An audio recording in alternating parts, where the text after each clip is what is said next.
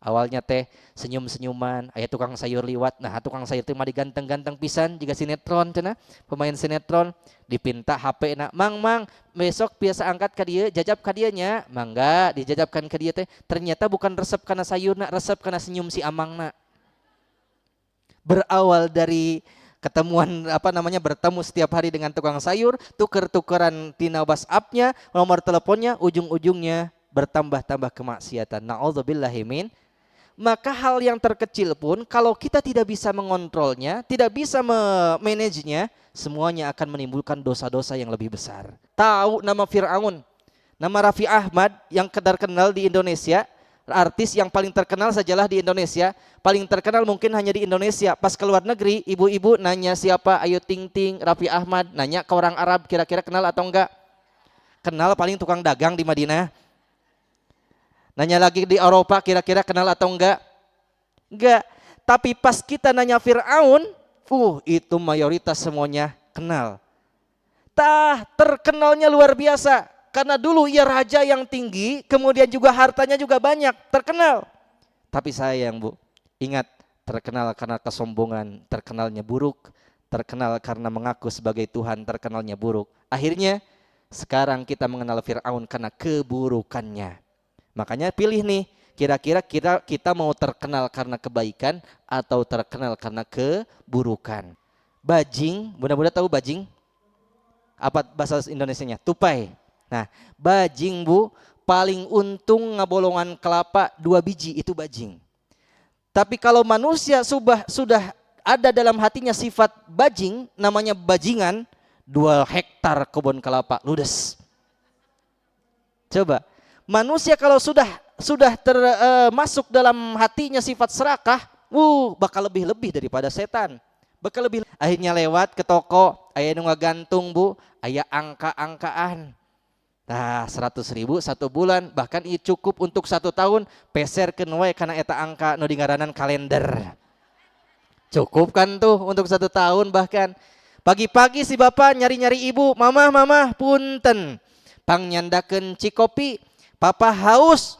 Ibu lumpat langsung ke dapur, eta kalender anu tos dicandak, gunting Januari, tinyuh Januari, topah inum Januari.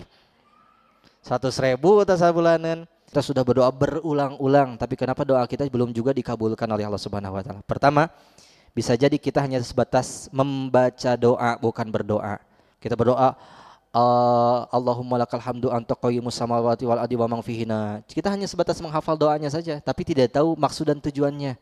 Allahumma inna duha'uka wal baha-bahauka wa jamaluka. Kita hafalkan, tapi tidak tahu maksud dan tujuannya. Itu baru membaca doa. Tapi yang maksud berdoa adalah Allah faham dengan bahasa kita, Allah faham dengan lisan kita, menyampaikan dengan bahasa Sunda tidak jadi permasalahan, dengan bahasa Indonesia tidak jadi permasalahan, dengan bahasa Arab tidak jadi permasalahan, apalagi kalau doa-doa tersebut diambil dari ayat-ayat Al-Quran. Itu lebih baik. Makanya pertama mungkin bisa jadi karena kita tidak tahu maksud dan tujuan doa yang kita sampaikan. Contoh Bu, ada bayi yang nangis, wah, wah, wah. Kira-kira minta apa Bu? Minta apa? Minta susu. Mungkin buang air kecil, udah banjir gitu kan. Itu karena kenapa kita tidak paham dengan bahasa bayi tersebut. Makanya sampaikan tujuan kita dengan apa yang kita paham. Ya, jadi berdoa bukan membaca doa. Yang kedua, bisa jadi doa-doa kita belum dikabulkan oleh Allah Subhanahu wa taala karena banyak dosa-dosa yang menghalangi untuk ijabahnya doa. Makanya awali doa tersebut dengan istighfar, bertobat kepada Allah. Mudah-mudahan Allah menghapuskan dosa-dosa kita sehingga setiap permintaan kita dikabulkan oleh Allah Subhanahu wa taala. Dan yang ketiga, bisa jadi doa kita belum dikabulkan karena Allah tahu waktu yang terbaik untuk kita. Kalau sekarang dikabulkan, kita bisa jadi orang yang sombong, kita belum sanggup untuk menerimanya, kita belum siap untuk menerima amanahnya. Maka Allah tahu nih waktu yang terbaik, waktu yang tepat untuk kita dikabulkan doanya. Maka selalu berhusnuzon kepada Allah karena janji Allah, ud'uni astajib lakum. Berdoalah kepadaku maka Allah akan menjijabahnya. Bismillahirrahmanirrahim. Assalamualaikum warahmatullahi wabarakatuh.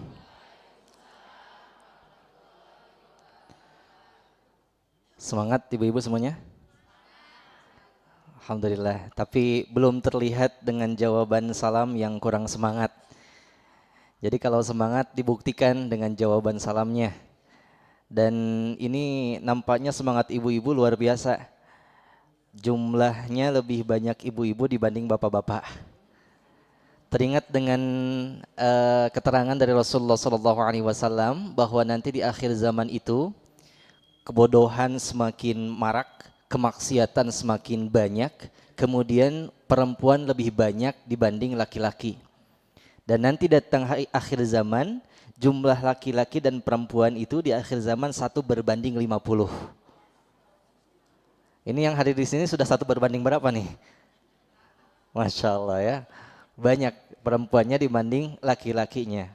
Dan ini terbukti bahwa ternyata bunda-bunda yang Allah muliakan, di mana-mana aktivitas apapun sekarang itu kebanyakan ibu-ibu. Di pengajian ibu yang antri mau dapat apa itu? Oh itu ya, ibu itu kebanyakan ibu-ibu, kirain jamaah juga ya lagi ngantri sana. Ternyata ibu-ibu sekarang kebanyakan di pasar ibu semuanya lini berbagai kegiatan itu kebanyakan mayoritas ibu-ibu. Dan bahkan yang kebanyakan galau pun ibu. Nah, tapi ternyata bunda-bunda yang Allah muliakan, hal ini pantas dan wajar karena ternyata usia hidup ibu-ibu itu lebih panjang dibanding bapak-bapak. Jadi menurut hasil sensus dan survei, itu kebanyakan usia 60 tahun ke atas itu lebih banyak ibu-ibu dibanding bapak-bapak. Makanya pantas nanti di akhir bapak-bapaknya mulai terkikis, sedangkan jumlah ibu-ibu wabil khusus yang sepuh-sepuh semakin banyak. Nah, melihat hadis Rasulullah SAW, hal ini bisa terjadi dan pantas nanti sampai akhir zaman, kemungkinan yaitu perbandingannya sampai nanti akhir 1:50. Dan sekarang bunda-bunda yang Allah muliakan, di tahun 2026 ini masih balance, hampir balance antara jumlah laki-laki dan perempuan. Tahun-tahun sebelumnya dilihat dari segi kelahiran itu ternyata jumlahnya lebih banyak perempuan dibanding laki-laki. Nah, makanya alhamdulillah, mudah-mudahan ibu-ibu yang sekarang hadir di sini Allah berikan keistiqomahan, semangat untuk terus menuntut ilmu, sehingga mudah-mudahan yang istiqomah ini mendapatkan berkah sampai yaumil qiyamah. Amin ya Allah ya rabbal alamin. Makanya semangat, jawab salamnya yang kompak. Assalamualaikum warahmatullahi wabarakatuh.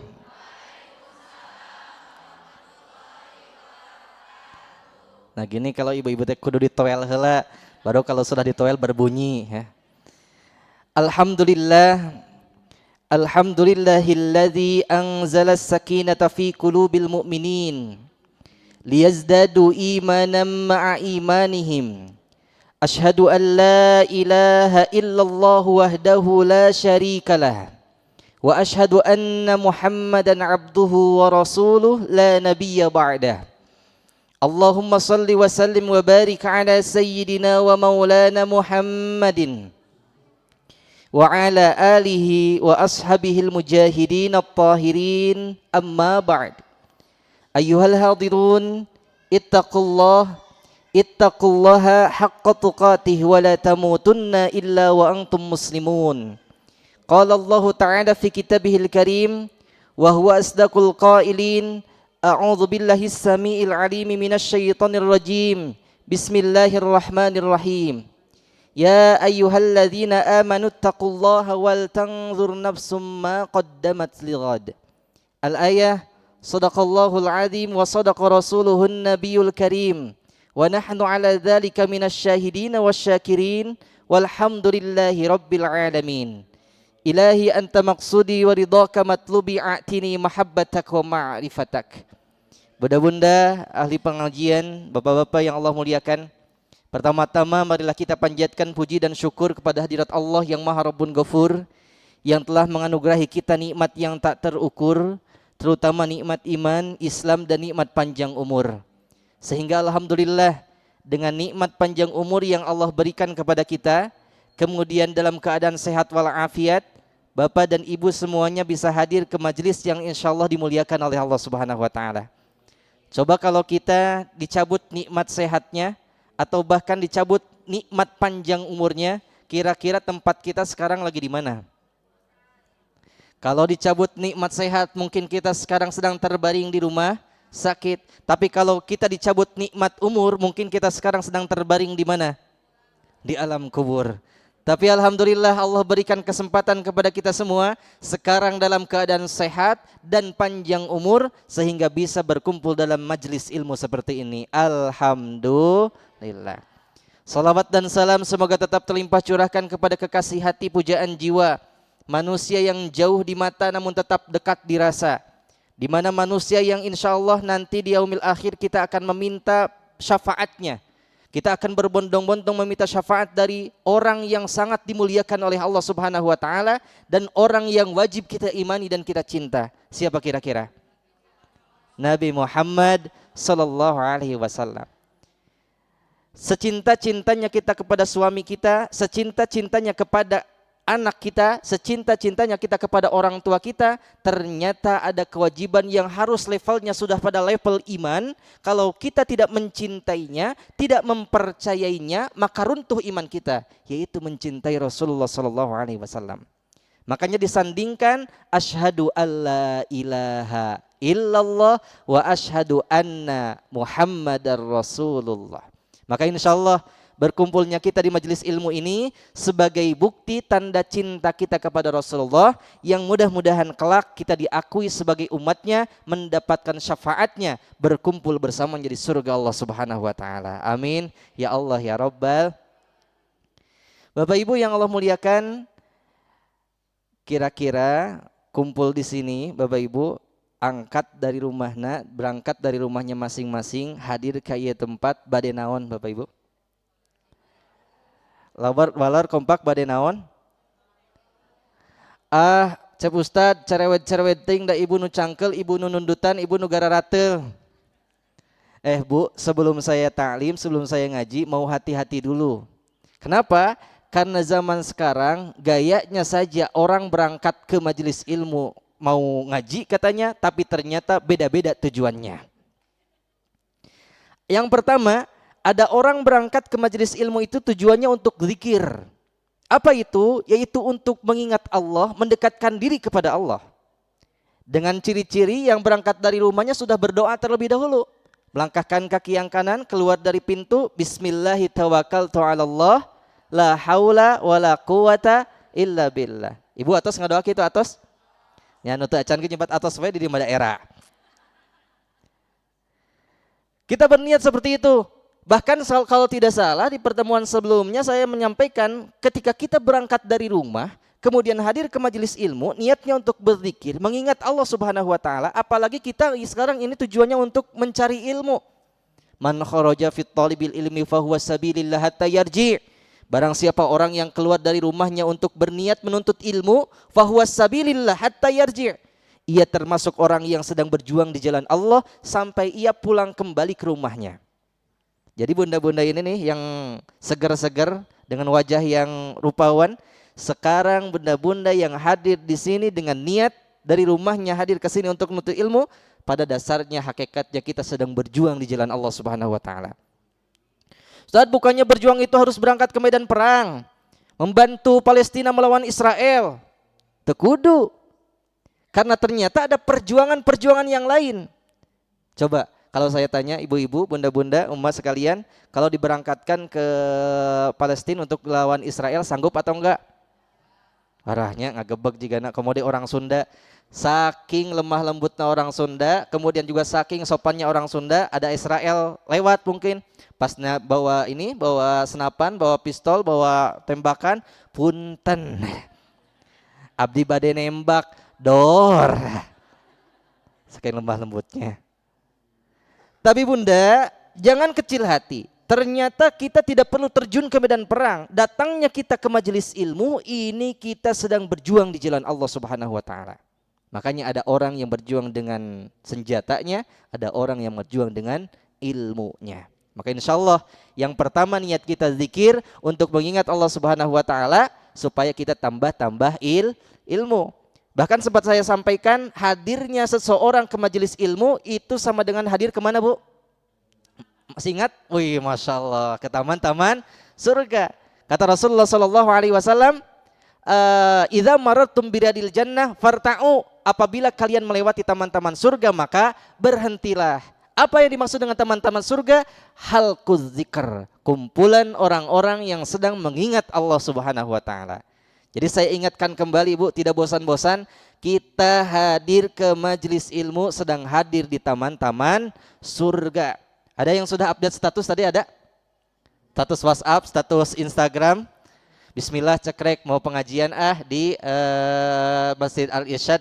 Nah sekarang pulang dari sini ganti statusnya cekrek upload. Alhamdulillah baru pulang dari taman-taman surga. Karena orang yang hadir di tempat majelis ilmu pada dasarnya kita sedang hadir duduk di taman-taman surga. Kalau ini taman-taman surga berarti otomatis saya sedang berpandangan dengan para bidadari-bidadari surga. Amin ya Allah ya Rabbah. Ya, soksana mas bidadari tahun 70-an ayalah. Nah, itu yang pertama, niat untuk zikir. Yang kedua, bunda-bunda yang Allah muliakan, ada orang berangkat ke majelis ilmunya hanya sekedar untuk naksir. Ada gak kayak kira-kira?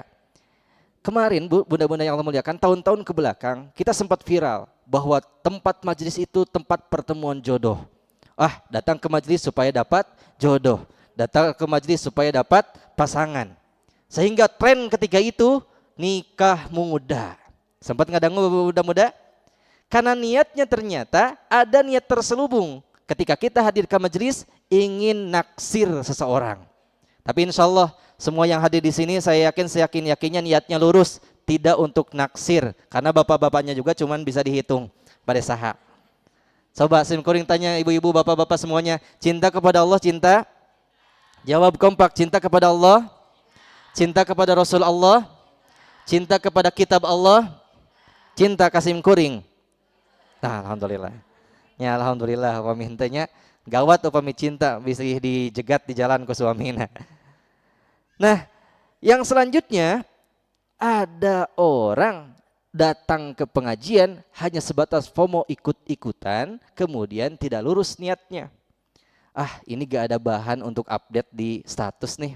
Ini gak ada bahan untuk update di media sosial nih. Akhirnya karena malu sama teman-teman ikut dengan ngaji, kemudian kita ketarik gara-gara terpaksa. Hati-hati bunda-bunda yang Allah muliakan, walaupun pada dasarnya kebiasaan itu karena terpaksa, kemudian kita harus diulang-ulang. Hal demikian kalau terus-terusan terpaksa, lama-lama akan timbul penyakit-penyakit hati. Makanya sesuatu yang berawal dari keterpaksaan, mudah-mudahan kita berubah menjadi kebiasaan. Yang tadinya bunda-bunda berangkat ngaji karena terpaksa, yang tadinya bunda-bunda ngaji karena ikut-ikutan, mudah-mudahan terus-terusan dilakukan sehingga jadi kebiasaan. Yang tadinya terpaksa sekarang jadi kebiasaan. Ketika bunda-bunda seminggu tidak ikut pengajian, galau rasanya. Ada gak yang merasakan gitu? Ada benar? Atau pas pengumuman kira-kira kalau ada panitia mengumumkan, ibu-ibu minggu depan ngajinya libur. Kira-kira sorak atau galau? Yes, alhamdulillah. Bohong nih. Nah makanya bisa gak timbul dalam hati kita sampai pada titik ketika kita tidak ngaji, galau.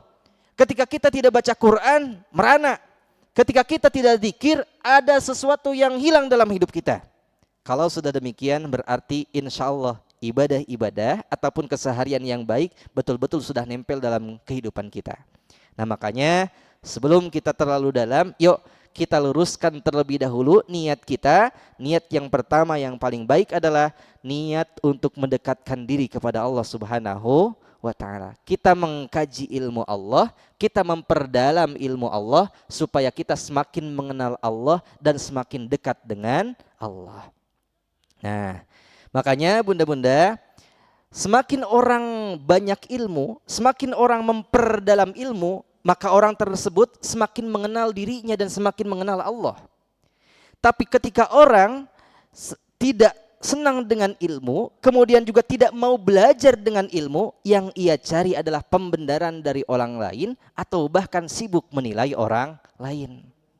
Makanya dalam kesempatan ini ada peribahasa, ada orang sibuk menghakimi dan menilai orang lain tapi lupa dengan dirinya sendiri. Ada yang gitu ada? Oh banyak cenah. Tah ketika kita menyebut banyak, kita pun bagian daripadanya. Nah bunda-bunda, padahal dalam Islam itu diajarkan konsep muhasabah, yaitu bagaimana caranya kita menilai diri kita sendiri. Jangan sampai kita sibuk menilai orang lain. Terkadang saking sibuknya kita memandang keburukan orang lain, mencari-cari kesalahan orang lain, sampai kita tidak sadar dengan kesalahan kita, sampai kita tidak tahu dengan kekurangan kita. Makanya jangan sampai kita disibukkan dengan keburukan orang lain, tapi kita lupa dengan keburukan kita sendiri. Dalam bahasanya, gajah di pelupuk mata tak terlihat, tapi semut di seberang lautan nampak kelihatan. Nah makanya bunda-bunda yang Allah muliakan, kalau ada orang yang pandai menghakimi orang lain, sibuk mencari-cari kesalahan orang lain, sibuk ngomongkeun batur, ia akan lupa dengan dirinya sendiri. Yang muncul adalah ia tidak ada waktu untuk mengintrospeksi dirinya sendiri. Teu aya waktos kanggo muhasabah diri. Makanya dalam kitab Tanqihul Qaul ada penyakit-penyakit hati, kurang lebih 7 penyakit hati yang menjadi penyebab seseorang pandai menghakimi orang lain. Apa saja itu?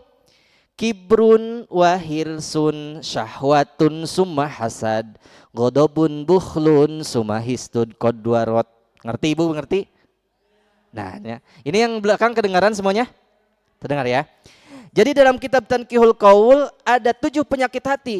Kibrun, hirsun, syahwat, hasad. Ya kita pelan-pelan. Yang pertama kibrun. Apa itu kibrun? Penyakit hati yang harus kita hindari yaitu adalah sombong. Yang pertama apa katanya bu? Sombong. Awas. Kata Rasulullah SAW, ya la yadkhulul jannah man kana fi qalbihi mithqala dzarratin min kibrin. Tidak akan masuk surga seseorang yang di dalam hatinya terdapat sifat sombong walaupun sebesar biji zarah. Nah, bu, iblis diusir dari surga oleh Allah Subhanahu wa taala gara-gara apa? Gara-gara sombong. Coba, iblis sombong tapi dia pernah tinggal di surga. Manusia belum pernah tinggal di surga, sudah sombong. Mau apa yang disombongkan? Apa penyebab iblis diusir oleh Allah Subhanahu wa taala dari surga? Penyebabnya satu, karena ia merasa lebih baik dari Adam. Adam diciptakan dari tanah, iblis diciptakan dari api, sehingga muncul dalam sifat iblis, saya lebih hebat daripada tanah. Masa api kalah dengan tanah? Adam cuma terbuat dari tanah liat. Ini mah hal-hal yang nista, kata iblis. Akhirnya karena iblis muncul sifat merasa lebih baik, lebih hebat, lebih luar biasa, lebih pintar, lebih keren. Allah hancurkan ia, Allah usir dia yang tadinya sudah nikmat tinggal di surga, dilempar ke bumi, kemudian diabadikan nanti di nerakanya Allah Subhanahu wa taala. Na'udzubillahi min. Nah maka sifat iblis ini sebagai standar kesombongan, merasa lebih baik dibanding orang lain. Kira-kira pernah gak sih diantara kita merasa diri kita lebih baik daripada orang lain? Setiap kita mungkin pernah terbesit dalam hati kita, oh saya lebih hebat kok. Dan bahkan bunda-bunda yang Allah muliakan, hati-hati. Dalam ilmu pun ternyata ada orang yang sombong dengan hartanya, ada orang yang sombong dengan jabatannya, ada orang yang sombong dengan keturunannya, ada orang yang sombong dengan ilmunya. Orang yang sombong dengan hartanya, oh banyak. Bahkan yang double-double, harta, kemudian juga jabatan, ilmu. Ada orang yang paling sombong sampai diabadikan dalam Al-Quran. Siapa namanya? Fir'aun, bu. Terkenal, jabatan paling tinggi, raja, harta, pabalatak Fir'aun. Kemudian juga saking terkenalnya, kita yang sekarang sudah berabad-abad saja tahu nama Fir'aun. Nama Raffi Ahmad yang terkenal di Indonesia, artis yang paling terkenal sajalah di Indonesia. Paling terkenal mungkin hanya di Indonesia. Pas ke luar negeri, ibu-ibu nanya siapa Ayu Ting Ting, Raffi Ahmad. Nanya ke orang Arab, kira-kira kenal atau enggak? kenal paling tukang dagang di Madinah. Nanya lagi di Eropa kira-kira kenal atau enggak? Enggak. Tapi pas kita nanya Fir'aun, itu mayoritas semuanya kenal. Terkenalnya luar biasa. Karena dulu ia raja yang tinggi, kemudian juga hartanya juga banyak, terkenal. Tapi sayang Bu, ingat, terkenal karena kesombongan, terkenalnya buruk. Terkenal karena mengaku sebagai Tuhan, terkenalnya buruk. Akhirnya sekarang kita mengenal Fir'aun karena keburukannya. Makanya pilih nih, kira-kira kita mau terkenal karena kebaikan atau terkenal karena keburukan. Coba Bu, walaupun terkenalnya Fir'aun, ada gak di sini uma-uma bunda-bunda sekalian yang punya anak, mau dikasih nama Fir'aun? Gak ada kan? Walaupun terkenalnya Fir'aun, gak ada tuh yang mau dikasih nama yang namanya Fir'aun. Atau Abu Jahal ada gak? Gak ada. Kenapa? Karena kita tidak mau anak kita seperti Fir'aun, seperti Abu Jahal. Mereka terkenalnya karena keburukan. Apa yang melandasinya? Hal yang pertama muncul dalam sifat Fir'aun adalah sombong, merasa lebih tinggi, merasa lebih baik. Dan sampai pada puncak-puncaknya, ia mengaku sebagai Tuhan. Bisa mengatur segalanya, mengaku sebagai Allah subhanahu wa ta'ala atau mengaku sebagai penguasa. Na'udzubillah summa na'udzubillah min dzalik. Makanya sifat sombong ini kita harus mulai kikis dalam hati kita. Karena dengan sombong kadang-kadang kita merasa lebih baik dibanding orang lain. Sehingga orang yang kita pandang semuanya lebih rendah daripada kita, memunculkan ataupun memberikan jalan kita menghakimi ataupun mencari-cari keburukan orang lain. Na'udzubillahi min dzalik. Ini yang pertama, sombong.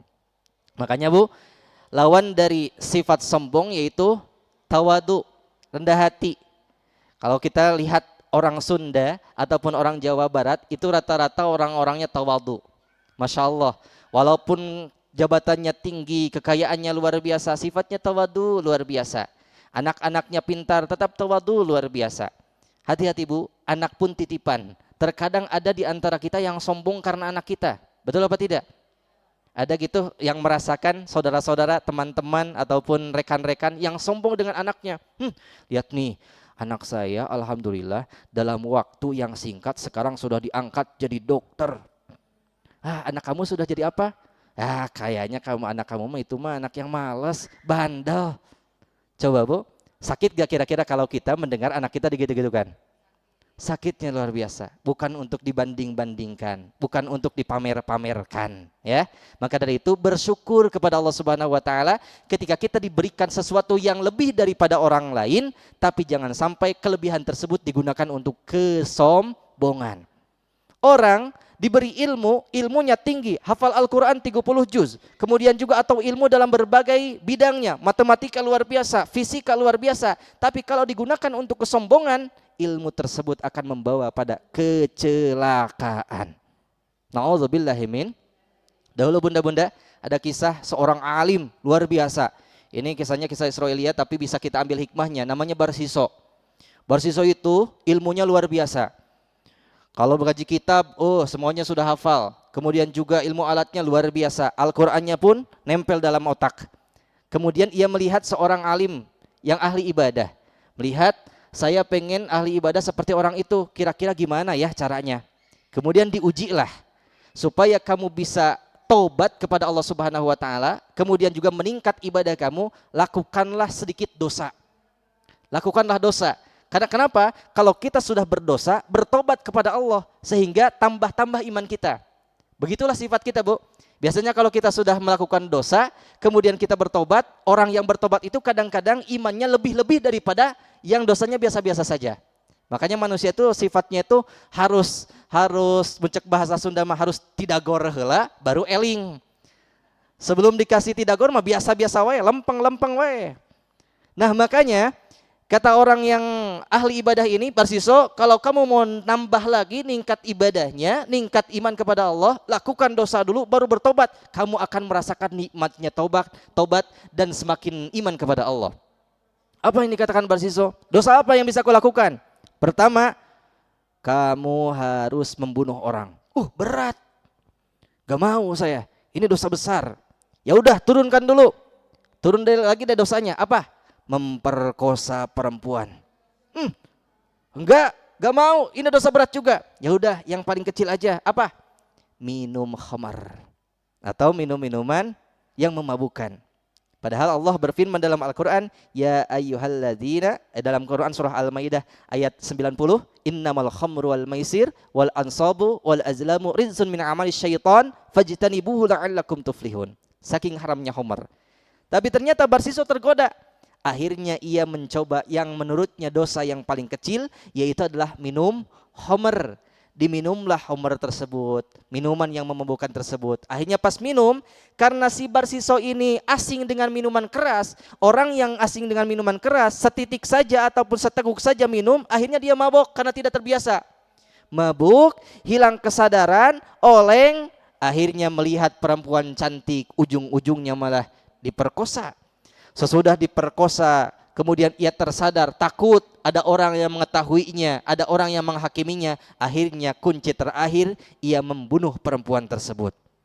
Yang tadinya ia anggap, wah mau minum air keras saja, minum minuman keras saja, bukan air keras, minum minuman keras saja, akhirnya melakukan semua dosanya. Pemerkosaan ia lakukan juga, kemudian pembunuhan ia lakukan juga.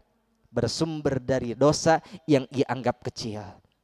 Makanya bunda-bunda yang Allah muliakan, ilmunya padahal ia tahu, Quran hafal, amalan-amalan banyak, tapi ternyata ketika ilmu tidak bisa menyelamatkan seseorang, kemudian ia merasa ilmunya sudah tinggi, ada orang yang lebih baik ibadahnya, sombong nempel dalam dirinya, na'udzubillah, ilmu bisa menghancurkan kita.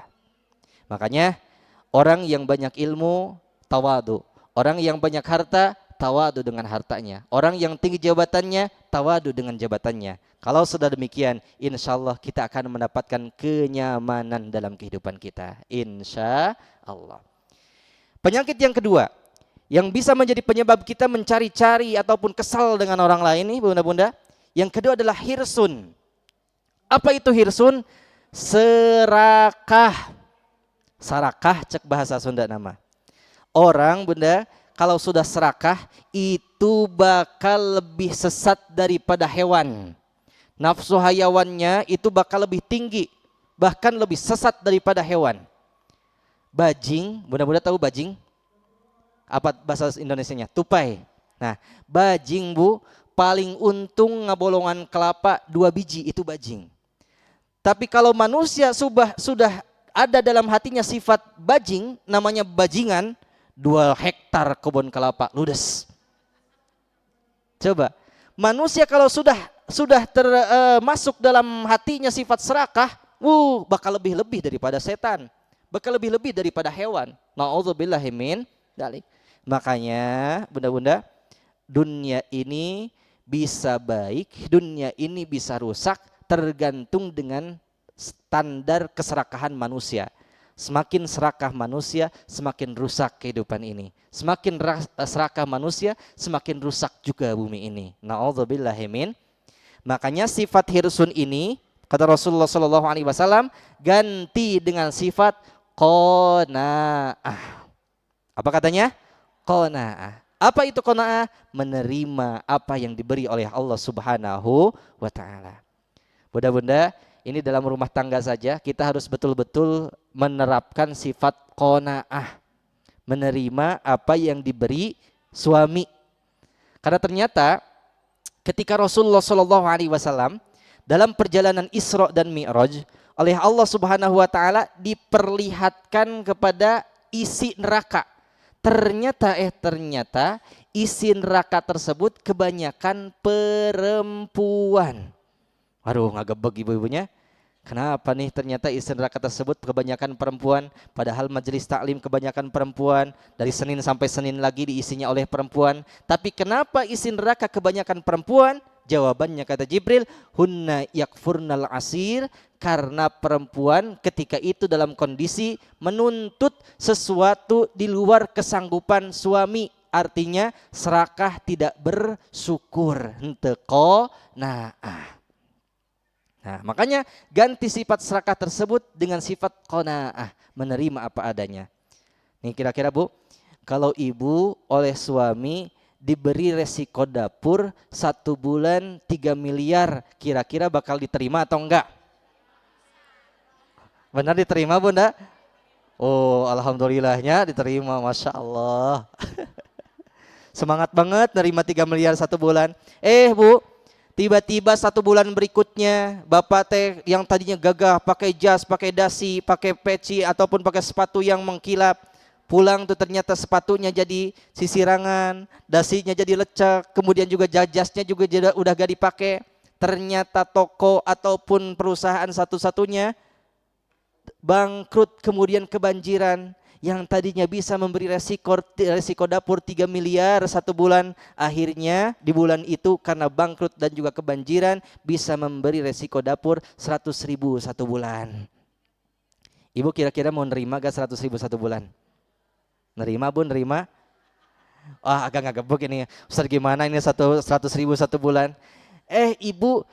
Ibu tuh ahli pengajian. Sifat qanaah itu harus ditempelkan. Kalau suami ibu memberi resiko dapur 100.000 1 bulan, sebagai ahli pengajian terima dengan lapang dada. Tampi alhamdulillah Bapak, insya Allah iya nu 100.000 teh bade ditampi ku mamah, bade dirarapkeun, mudah-mudahan diberkahan ku Gusti Allah. Osok itu ibu osok? Nanya alhamdulillah ngaraku tara.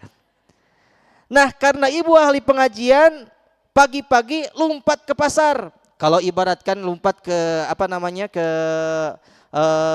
supermarket lain sebagainya agak berat 100.000 untuk 1 bulan. Larilah ke pasar. Ke pasar cari daging 100.000 1 bulan gak bakalan cukup. Cari ikan 100.000 1 bulan gak bakalan cukup. Garam piraku sabulan gak bakalan garam. Gula piraku 1 bulan makan terus-terusan gula. Akhirnya lewat ke toko, aya nu ngagantung Bu, aya angka-angkaan. Nah 100.000 1 bulan, bahkan ini cukup untuk 1 tahun, peserkeun we kana eta angka nu digaranan kalender. Cukup kan tuh untuk 1 tahun bahkan. Pagi-pagi si bapak nyari-nyari ibu, mama punten, pangnyandakeun cikopi, papa haus. Ibu lompat langsung ke dapur, eta kalender anu tos dicandak, gunting Januari, tinyuh Januari, topah inum Januari. 100.000 atau sabulanan. Nah tapi bunda-bunda yang Allah muliakan, apa yang ingin saya sampaikan, bagaimanapun kondisinya tetap ketika sesuatu ataupun seseorang sudah berusaha semaksimal mungkin, kemudian hasilnya tidak sesuai dengan harapan, maka kita harus tawakal dan qanaah, menerima apa adanya. Berbeda kalau mas suami teh mancing deui, kemudian juga pada malan henteu damel. Kemudian dengan dalil, Bu sabarnya Bu sing qanaah eta malin sabarkeun geprekeun gitu mah. Makanya sabar, tawakal, qanaah, usai kita berusaha semaksimal mungkin baru tawakalkan kepada Allah Subhanahu wa taala. Makanya bunda-bunda yang Allah muliakan, selagi suami bunda pekerja keras, kemudian juga ia berusaha banting tulang peras keringat untuk keluarga, kemudian hasilnya tidak sesuai dengan kenyataan, berikan semangat, berikan motivasi. Karena bisa jadi itu baru permulaan untuk membuka rizki-rizki yang lainnya, insya Allah. Ulah iya mah, bapak-bapak tuh tinggali ke kamari, tetangga orang tos kapeser tanah 200 hektar bapak iraha. Bapak-bapak tetangga orang kamari tos kapeser rumah mani luas bapak iraha. Bantuan atau Bu? Bapak-bapak tuh kamari tetangga orang tos kapeser mobil anyar bapak. Bapak-bapak tuh tetangga orang kamari tos kapeser apartemen baru bapak. Bapak-bapak tuh tetangga orang kamari tos kawin deui bapak. Nah orang-orangnya moal ada tamanya. Bu, tapi masya Allah, kalau kita mampu qanaat, kemudian juga menerima apa adanya, insya Allah Allah berikan kemudahan dan kenyamanan dalam hidup. Suami ibu sudah banting tulang peras keringat, bekerja luar biasa. Kemudian pas datang ke rumah, Mama, mohon maaf, bukannya Bapak tidak mau berusaha, kemudian juga tidak sanggup untuk banting tulang, tapi ternyata Allah berikan takdir seperti ini. Usaha kita sedang bangkrut, kemudian juga keadaan kita sedang tidak baik-baik saja. Kita berdoa yuk bareng-bareng, berusaha yuk bareng-bareng. Mama doakan ayah berusaha semaksimal mungkin, mudah-mudahan Allah berikan kemudahan. Ibu tepang nyandakeun we cai ka suami, mangga papa, insya Allah usaha kita Allah berikan kelancaran, mudah-mudahan usaha kita kembali seperti semula mendapatkan untung yang luar biasa. Mangga ngareueut cai herang.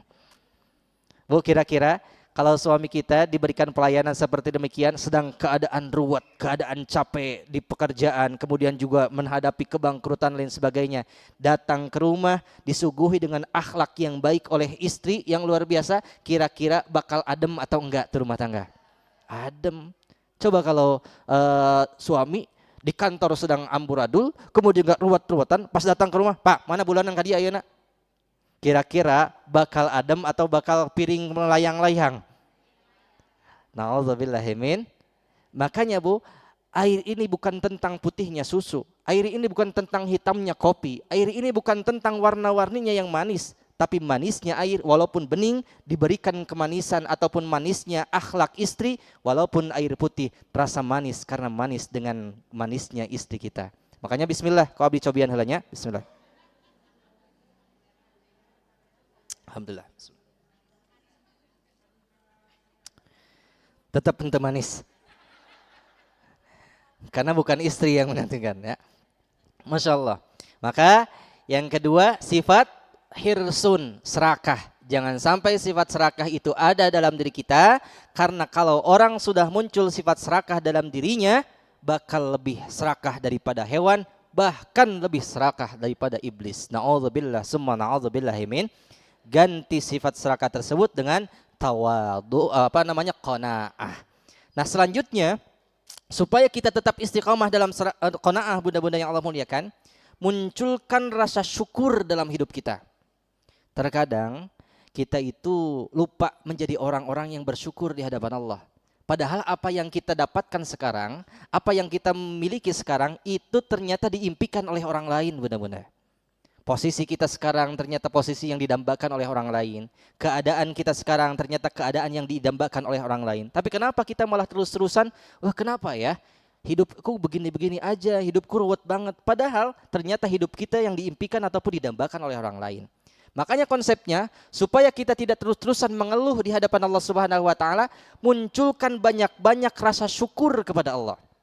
La in syakartum la azidannakum wa la in kafartum inna azabi lasyadid. Orang yang sudah bersyukur, pandai bersyukur kepada Allah Subhanahu wa taala, janji Allah akan ditambah-tambah nikmat oleh Allah Subhanahu wa taala. Pada dasarnya bunda-bunda, orang atau kita yang tidak bersyukur itu bukan tentang kita tidak memiliki, tapi banyak keinginan kita yang jauh dari kemampuan kita. Kita punya uang, contoh kita punya uang 1 triliun atau 10 miliar deh. Punya uang 10 miliar dibanding dengan orang yang punya uang 10 juta, kira-kira lebih banyak mana? 10 miliar.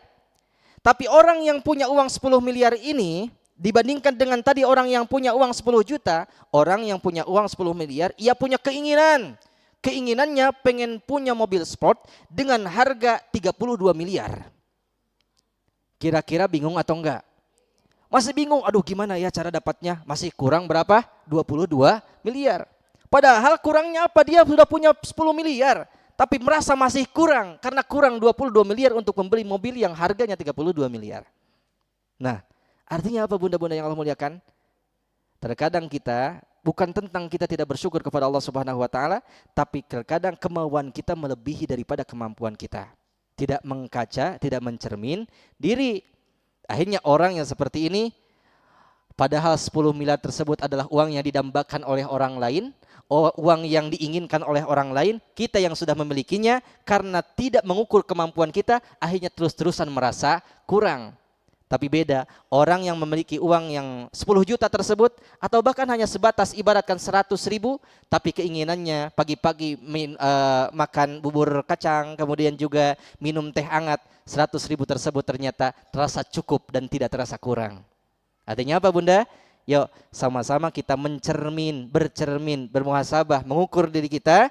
Jangan sampai kita memaksakan sesuatu yang di luar kemampuan kita, sehingga kita tidak jadi termasuk orang-orang yang pandai bersyukur kepada Allah Subhanahu wa ta'ala. Nah itu yang konsep supaya kita bisa istiqamah, munculkan sifat syukur. Hakikatnya syukur itu, kata masyhurnya ulama, asyukru huwa sarful adil jami'a ma'an amallahu alaiha fima khuliqal ajli. Syukur itu menyalurkan segala sesuatu yang telah Allah berikan kepada kita sesuai dengan fungsi dan tujuan untuk apa nikmat itu diciptakan. Allah memberikan kepada kita mata, Allah memberikan kepada kita telinga, Allah memberikan kepada kita kaki, tangan, semuanya. Semua yang Allah ciptakan untuk kita, kita gunakan untuk ibadah kepada Allah Subhanahu wa taala. Itu yang dimaksud dengan syukur. Artinya, bohong katanya kita mengaku bersyukur, tapi mata kita masih digunakan untuk melihat hal-hal yang maksiat. Bohong katanya kalau kita mengaku syukur, tapi langkah kaki kita masih kita langkahkan ke tempat-tempat maksiat.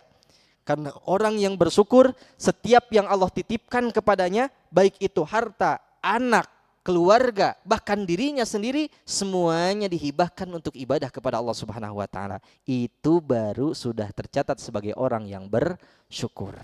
Maka insya Allah kita yang berawal dari alhamdulillah, kemudian juga berawal dari bertasbih kepada Allah Subhanahu wa taala, bisa menggunakan semua yang Allah titipkan kepada kita untuk diarahkan ibadah kepada Allah Subhanahu wa taala, insya Allah.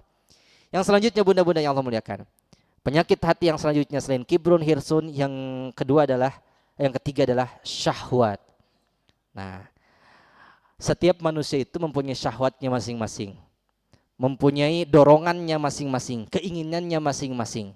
Tapi ada syahwat yang mengarah kepada kebaikan, ada syahwat yang memang bahasanya himmah, yaitu mengarah kepada kebaikan. Ada yang kepada keburukan ataupun ada yang mengarah kepada kebaikan. Mohon maaf bunda-bunda, kalau ada kira-kira suami ibu pas lihat perempuan yang membuka auratnya, kemudian juga bodinya body goals, body gitar, kira-kira perasaan ibu, suami ibu sekalian bisa menundukkan pandangan atau melotot teureun-eureun? Wahnya. Nah, fitnah ibu, bisa jadi menundukkan pandangan. Nah, hal demikian bunda-bunda yang Allah muliakan, itu sesuatu yang wajar karena muncul syahwat yang memang menjadi dorongan kenormalan setiap makhluk. Ibu ningali nu ganteng resep atau rapi henteu? Normal. Bapak-bapak ningali nu geulis resep atau rapi henteu? Resep, normal. Nah, hari tadi digan nu teu kenging. Nah, akan tetapi yang perlu kita batasi adalah bagaimana caranya kita mengontrol semuanya itu. Maaf. Saya tidak ingin menyampaikan ataupun ingin menggambarkan, akan tetapi kondisi sekarang bunda-bunda dengan berita-berita yang viral, nauzubillahi min dzalik, ibaratkan yang katanya, ibaratkan oknum yang punya tempat untuk mengkaji ilmu, kemudian juga yang katanya dihormati di tempatnya, lain sebagainya, tapi ternyata karena tidak mengontrol hawa nafsunya, akhirnya murid-muridnya yang menjadi korbannya. Nauzubillahi min dzalik. Ini apa penyebabnya? Karena ia tidak bisa menundukkan pandangan, tidak bisa mengontrol tangannya, tidak bisa mengontrol kakinya, tidak bisa mengontrol syahwatnya. Makanya ganti dengan himmah supaya kita bisa menundukkan pandangan kita dan mengontrol hati kita. Nauzubillah summa nauzubillahi min dzalik. Makanya bunda-bunda yang Allah muliakan, kita berbagai kejahatan, berbagai kesalahan, berbagai keburukan itu bersumber dari sesuatu yang tidak bisa kontrol. Kita susah untuk mengontrol bibir kita untuk berkata-kata jelek. Kita susah untuk mengontrol mata kita untuk memandang yang buruk. Kita susah untuk mengontrol diri kita untuk berbuat yang buruk. Maka kendalikan diri kita ini bersumber dari syahwat kita. Jangan kebanyakan nafsu hayawannya ataupun yang bersifat-sifat kebinatangannya, tapi lebih perbanyak sifat-sifat kemanusiaannya yang bersumber kepada Al-Quran ataupun ajaran Allah dan Rasulnya. Makanya buru-buru istighfar bu. Semua itu normal. Ketika laki-laki memandang hal yang ibaratkan pikara sepen, normal pak. Tapi buru-buru istighfar. Ingat, istri kita lebih cantik di rumah. Bunda-bunda, ninggalin ganteng-ganteng normal. Tapi buru-buru istighfar. Astagfirullah, suami saya lebih gagah di rumah. Walaupun kenyataannya juga Ka'bah suami ibu teh. Tahun Ka'bah teh hidung ibaratnya. Gitu ya. Tapi bunda-bunda yang Allah muliakan, itu bagian daripada cara kita untuk mengontrol diri kita. Kenapa? Karena ternyata dari hal-hal yang terkecil itu bisa menumbuhkan kejahatan-kejahatan yang banyak. Awalnya teh senyum-senyuman, aya tukang sayur liwat. Nah, tukang sayur teh mah diganteng-ganteng pisan juga sinetron cenah. Pemain sinetron dipinta HP na, "Mang, besok biasa angkat ka dieu, jajab ka dieu nya." Mangga dijajabkan ka dieu teh. Ternyata bukan resep kana sayurna, resep kana senyum si amangna. Berawal dari ketemuan bertemu setiap hari dengan tukang sayur, tuker-tukeran tina WhatsApp-nya, nomor teleponnya, ujung-ujungnya bertambah-tambah kemaksiatan. Nauzubillahi min. Maka hal yang terkecil pun kalau kita tidak bisa mengontrolnya, tidak bisa memanagenya, semuanya akan menimbulkan dosa-dosa yang lebih besar. Makanya kendalikan hati kita, ala bidzikrillahi tatmainul qulub. Supaya hati kita tenang, terkontrol, banyak-banyak ingat Allah Subhanahu wa taala. Ketika kita langsung terbesit keburukan-keburukan, maka buru-buru kita istighfar kepada Allah supaya kita kembali lagi kepada track kebaikan. Itu ya. Makanya Bu, mau ngomongin keburukan orang, gak jadi, astagfirullah, kendalikan diri kita. Mau memfitnah orang, gak jadi, astagfirullah, kendalikan diri kita. Karena pada dasarnya sebelum pada dosa-dosa yang lain, sumber kekacauan, sumber permusuhan, sumber perpecahan itu berasal dari lisan benar-benar. Berawal dari hati kita yang bergejolak, akhirnya kemudian kita ungkapkan, ujung-ujungnya yang tadinya 1 meter jadi 10 meter. Berawal dari lisan. Yang tadinya damai-damai saja, karena ada adu domba lisan, ujung-ujungnya jadi bertengkar. Bahkan dalam rumah tangga pun tidak sedikit karena lisan. Karena apa? Lisan. Makanya hati-hati jaga ucapan kita. Untuk bahasa Sunda mah, lamun ngomong awas ulah asal ngomong. Lamun ngomong, awas ulah asal ngomong, ulah segala diomong, bisi tangtu salah omong nu akhirna parerea. Nah, yuk kita ingat-ingat kembali, pikirkan dan rasakan. Lamun ngomong, awas ulah asal ngomong, ulah segala bisi tangtu salah omong nu akhirna parerea. Oh ya, berawal dari salah omong, ujung-ujungnya parerea, omong cekcok pasea. Tidak sedikit di antara kita yang demikian. Makanya jaga betul-betul hawa nafsu kita, karena berasal dari hawa nafsu yang tidak terkendali, semuanya bisa merembet. Mata kita bermaksiat, lisan kita mengadu domba, tangan kita berbuat keburukan, kaki kita bahkan dilahkankan kepada tempat-tempat kemaksiatan. Na'udzubillahi min dzalik. Nah, selanjutnya mudah-mudahan yang Allah muliakan, kibrun wa hirsun sun syahwatun summa hasad. Hasad, penyakit yang keempat.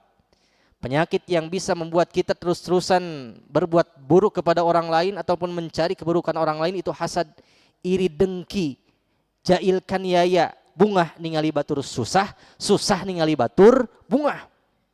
Senang ketika melihat orang lain sakit dan sakit ketika melihat orang lain senang. Mama tinggalinya itu tetangga orang kamari tos kapeser motor ibu nu stepna. 2 hari 2 malam gara-gara tetangga keberi motor step hap. Mama kemarin tetangga kita yang keberi motor sekarang kebeli lagi tambah-tambah tuh mobil baru boleh albun cerik hap tambah-tambah makin loyo tuh stepnya. Kemarin kebeli mobil, sekarang kebeli rumah mewah mama. Astagfirullahaladzim, boleh albun cerik kuset maot tungtung nama. Gara-gara karena kita panas mendengar kebahagiaan orang lain. Nih, kira-kira nih kalau kita merasakan diri kita sendiri Bu, kalau ada saudara kita, tetangga kita, teman kita yang sukses, kemudian juga makin bahagia hidupnya, kira-kira seharusnya kita ikut-ikutan bahagia atau ikut-ikutan pusing? Benar bahagia? Alhamdulillah, berarti ibu-ibu calager sadayana. Karena kenapa bunda-bunda? Ada orang yang ternyata ketika melihat orang lain sukses, orang lain bahagia, tapi ia malah jadi sakit, tapi ia malah menjadi pusing. Orang yang senangnya kita malah tambah pusingnya. Maka sifat hasad ini, iri dengki ini, jail kaniaya, senang melihat orang lain susah, susah melihat orang lain senang, hilangkan betul-betul dalam diri kita. Karena kalau orang sudah ada sifat hasad dalam dirinya, seperti halnya kayu yang kering kita kumpulkan, kemudian ada api, percikan api dibakar, hilang semua tanpa sisa kayu yang kering yang sudah kita kumpulkan tersebut. Orang yang terdapat sifat hasad dalam dirinya, seperti halnya kebaikan-kebaikan yang kita kumpulkan, ketenangan-ketenangan yang kita kumpulkan, tapi muncul sifat iri dengki dalam hidup kita, maka semua kebaikan tersebut, semua ketenangan tersebut akan terbakar langsung, panas yang terasa. Nah, makanya yuk dalam hidup ini jangan sampai kita terbalik, susah melihat orang lain senang, senang melihat orang lain susah. Tapi cobalah seperti halnya sesama mukmin, al mukmin lil mukmin kal bunyan. Mukmin sesama mukmin itu, saudara sesama seiman itu seperti halnya bangunan. Bangunan itu fungsinya beda-beda, Bu. Ada yang menjadi atapnya, ada yang menjadi tiangnya, ada yang menjadi pondasinya, ada yang menjadi gentengnya, beda-beda. Tapi fungsinya sama, yasuddul ba'duhul ba'don, yaitu untuk saling memperkuat satu sama lain. Makanya kalau kira-kira Masjid Al-Irsyad ini semuanya gentengnya, genteng aja yang terkumpul di sini bakal disebut masjid atau enggak? Kebakalan. Kalau di sini cuma tiangnya aja bakal disebut masjid atau enggak? Atau cuma kolamnya aja bakal disebut masjid atau enggak? Kebakalan, pasti ya bapak-bapak ngusep dia. Tapi karena di sini semuanya bersatu padu, ada yang menjadi atapnya, tiangnya, pondasinya, semuanya menyatu sehingga disebut menjadi masjid, berfungsi untuk saling memperkuat satu sama lain. Nah, kita pun harusnya dengan sesama, dengan saudara, dengan seorang seiman, sesama seiman, sama fungsinya memperkuat satu sama lain. Ada yang bahagia, kita pun ikut bahagia. Ada yang merasakan susah, kita pun mencoba untuk simpati dan empati. Karena pada dasarnya, jadilah engkau seperti tangan dan mata. Ketika mata ini menangis, tangan akan buru-buru mengusap air matanya. Kemudian ketika mata ini menangis, tangan akan buru-buru mengusap air mata. Tapi ketika tangan ini berdarah, mata pun ikut menangis karena merasakan sakitnya. Artinya apa, bunda-bunda? Bagaimana caranya kita bertumbuh sifat simpati dan empati supaya kita orang lain senang, kita ikut senang, orang lain sakit, kita simpati dan empati. Insya Allah. Siap menumbuhkan sifat demikian sifat? Siap? Insya Allah. Jadi orang kalau sudah hilang sifat iri dan dengki dalam hatinya, hidupnya akan tenang, hidupnya akan damai, terasa ringan betul-betul hidupnya. Maka insya Allah kita sama-sama berjuang bareng-bareng, kita sama-sama ikhtiar bareng-bareng mencoba untuk menghilangkan sifat iri dengki dalam hidup kita. Insya Allah. Yang selanjutnya bunda-bunda, kibrun wa hirsun sahwatun summa hasad ghadab. Yang kelima sifat yang harus kita buang dengan baik-baik, sifat ghadab. Apa itu ghadab? Pemarah, gede ambek. Nah, apa lawannya ghadab tersebut? Sabar. Ganti dengan sifat sabar. Bunda-bunda, kalau orang dengan sifat sabar, insya Allah berbagai masalah Allah berikan solusi terbaiknya. Beda ketika kita marah-marah, masalah yang kecil saja terasa semakin besar. Apalagi masalah besar, tambah dengan marah-marah semakin besar. Tapi ketika ada masalah, kemudian kita munculkan sifat sabar, kemudian kita hadapi dengan kesabaran, yang tadinya besar saja, insya Allah Allah akan berikan solusinya. Apalagi masalah yang kecil dihadapi dengan kesabaran, semakin hilang masalahnya tersebut. Makanya dalam kehidupan ini kuncinya bagaimana, bukan tentang permasalahannya, tapi tentang bagaimana caranya kita menghadapi masalah tersebut. Salah satu kunci terbaik adalah menghadapi berbagai permasalahan dengan kesabaran. Salah satu contoh terbaik dalam sabar adalah Rasulullah, bunda-bunda. Coba Rasulullah berdakwah ke Taif, atau ketika Rasulullah berangkat mau melaksanakan sholat berjamaah. Setiap ia melaksanakan berangkat sholat, mau berangkat ke masjid, ada orang yang melemparinya, kemudian ada orang yang meludahinya. Kira-kira lamun teu sabar, eta Rasul bakal ambak atau napi moal, Bu? Ambak, Bu. Kita mau berangkat ke Al-Irsyad ini, tadi di jalan, tiba-tiba pas di mobil, ada orang yang meludahi kita pas di samping, Bu. Lagi jalan kita, pas mereka buka mobil, buka kaca mobil, wah, nempel ke baju ibu yang sudah gaya-gaya, kira-kira mau marah atau enggak? Catat plat nomornya, keun moal diberi ampun. Marah luar biasa. Tapi Rasulullah Shallallahu Alaihi Wasallam, apakah orang yang meludahinya balas ia ludahi? Apakah orang yang melemparinya balas ia lempari? Tidak. Tapi ketika orang yang melempari dan meludahinya kemudian sakit, ditanya oleh Rasulullah, kemana nih orang yang biasa meludahiku? Kemana nih orang yang biasa melempariku? Ternyata yang dilakukan oleh Rasulullah, ia menjadi orang yang pertama kali membesuknya, orang yang pertama kali mendatanginya untuk membesuk. Coba Bu, orang menyakitinya tapi ia malah membalas dengan kebaikan. Artinya air tuba dibalas dengan air susu. Kita mah jangan begitu, tidak bisa begitu. Kadang-kadang air susu dibalas air tuba. Na'udzubillahi min dzalik. Makanya konsep selanjutnya tiru Rasulullah Shallallahu Alaihi Wasallam, jangan sampai menjadi orang yang pemarah. Karena ketika orang yang menjadi orang yang pemarah, tekaop kasinggung sakedik, katowel sedikit saja, ia sensitif. Padahal maksudnya bukan untuk dia, ngerasa, Padahal maksudnya bukan untuknya, tapi ia tersinggung, akhirnya marah-marah. Maka dari itu bunda-bunda yang Allah muliakan, salah satu sifat setan yang dominan selain sombong adalah setan pemarah. Makanya ada orang biasanya ketika sedang marah-marah itu hilang ketenangan dalam hidupnya. Yang biasanya ia bisa menyelesaikan permasalahan dalam waktu yang singkat, tapi dalam keadaan marah-marah jadi sulit untuk menyelesaikan permasalahan. Orang yang sedang marah dengan pikiran yang tidak logis, kalau kita sekarang bisa menyelesaikan ibaratkan 7 kali 8 berapa, 10 kali 5 berapa, bisa kita selesaikan. Tapi dalam keadaan marah-marah, pas ditanya demikian, bingung menyelesaikannya. Karena kenapa? Coba Bu, pernah gak kita merasakan marah-marah sampai dengan jantung berdetak kencang sekencang-kencangnya, tidak seperti biasanya. Kemudian dada kita merasa semakin panasnya. Pernah demikian? Dada kita semakin panas, jantung deb semakin kencang. Itu saya yakinnya keadaan dengan tidak nyaman. Leres teu Bu? Nyaman teu keur deg-degan kitu? Henteu. Yang ada kita makin ruwet, yang ada kita makin pusing. Makanya sabar sebagai solusi setiap permasalahan kita. Insya Allah orang yang sabar disayang Allah, dan orang yang sabar ditemani Allah. Innallaha ma'as sabirin. Allah bersama dengan orang-orang yang sabar. Maka insya Allah oleh dari taklim, semua ibu-ibu yang ahli pengajian semakin sabar, semua ibu-ibu yang ahli penyajian semakin tenang, dan semua ibu-ibu yang ahli pengajian semakin nyaman dalam kehidupannya. Amin ya Allah ya Rabbal alamin. Yang selanjutnya bunda-bunda, kibrun wa hirsun syahwatun summa hasad ghadabun bukhlun. Bukhlun tah sifat keenam tuh. Apa bukhlun itu? Bakhil, pelit. Nah, pelit itu jangan ditafsirkan atau jangan diartikan hanya sebatas pelit dalam segi materi.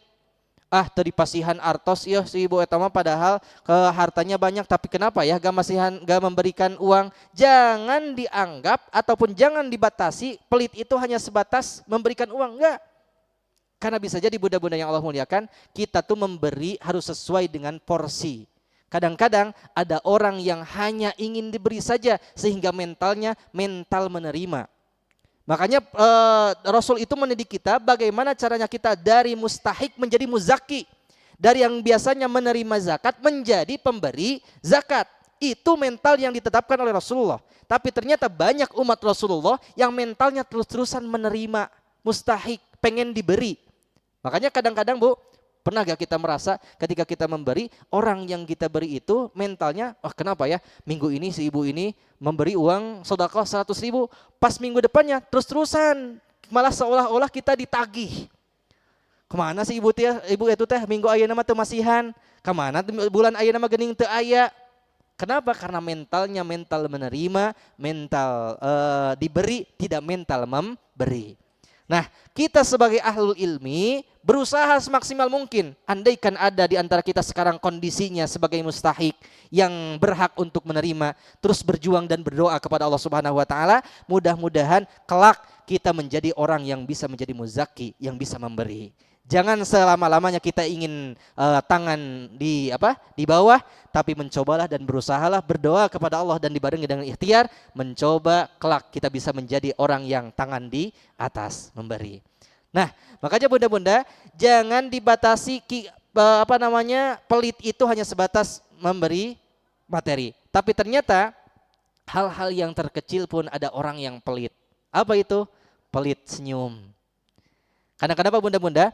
Ternyata ketika kita senyum itu bisa memberikan dampak positif kepada orang ataupun lawan bicara kita. Contoh bu, suami ibu memberikan resiko dapur, memberikan uang bulanan. Uang bulanannya itu ibaratkan 30 juta. Tapi 30 juta tersebut dengan gagahnya, merasa gagahnya ibu tersebut, kemudian ambil uang 30 juta, lempar, top mah tah pakai. Tanpa senyum, ngabalir. Kira-kira ibu enak gak menerimanya?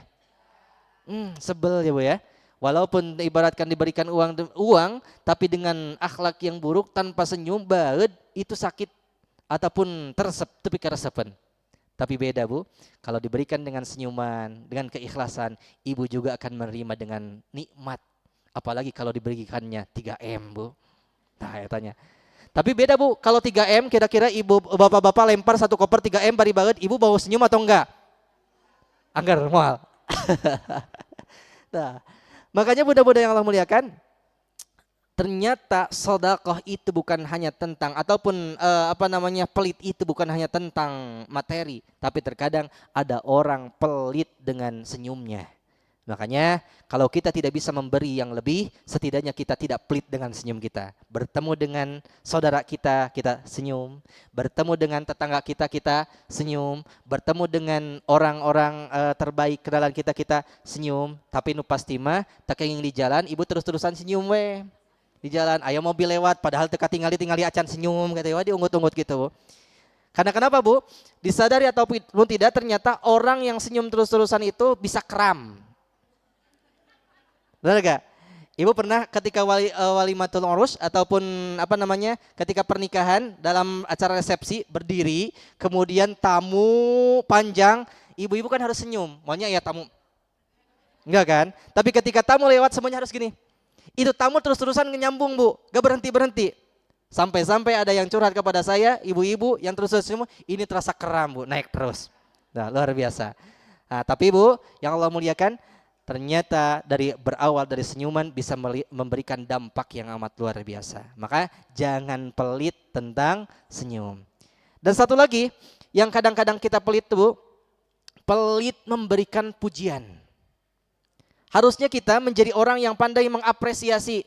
Apa susahnya sih ketika kita berjumpa dengan seorang senyum, assalamualaikum, masya Allah ibu, mani gelis-gelis teuing. Masya Allah ibu, keruduhnya rapi-rapi banget, sok sana nyengsol. Masya Allah ibu, masya Allah lipstiknya lipstik keren banget, dari mana? Masya Allah ibu, seneng banget lihat senyumnya, cantik, rapi banget giginya. Sesuatu yang ternyata menurut kita kecil, kemudian kita memberikan apresiasi kepada orang lain, itu akan memberikan ketenangan dan kenyamanan kepada orang yang menerimanya. Beda bu, pas kita ketemu, kita malah tidak memberikan apresiasi, malah memberikan caci maki. Assalamualaikum, ibu, nanya tepangki 2 bulan geus gembrot deui. Kira-kira pika resepen atau pika kehelen? Nah, hate papanggih kareke 2 minggu geus hideung ayeuna mah. Pika resepen atau pika kehelen, bu? Makanya ternyata hal yang menurut kita kecil, hal yang menurut kita sepele, memberikan apresiasi itu ternyata bisa memberikan kenyamanan kepada orang lain, memberikan ketenangan kepada orang lain, memberikan kebahagiaan kepada orang lain. Makanya jangan pelit kita memberikan penghargaan kepada orang lain. Anak kita, ketika kita ibaratkan melihat anak sudah melakukan hal-hal yang baru yang bisa ia lakukan, apresiasi, oh pinterna, hebatna. Suami kita ketika kita memberikan ataupun hal-hal yang baru kemudian juga menyenangkan, berikan apresiasi. Karena kenapa?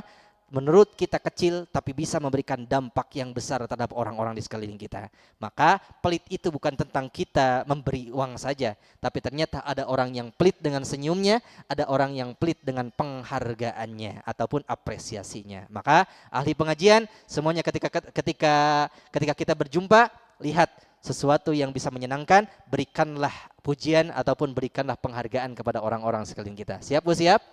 Insya Allah. Yang selanjutnya, Kasabaraha ieu? Katujuh terakhirnya.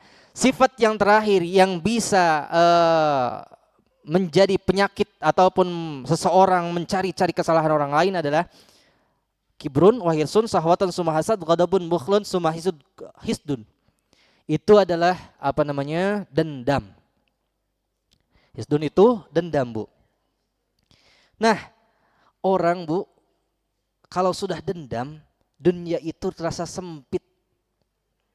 Kenapa? Karena orang-orang di sekelilingnya tidak ia sukai.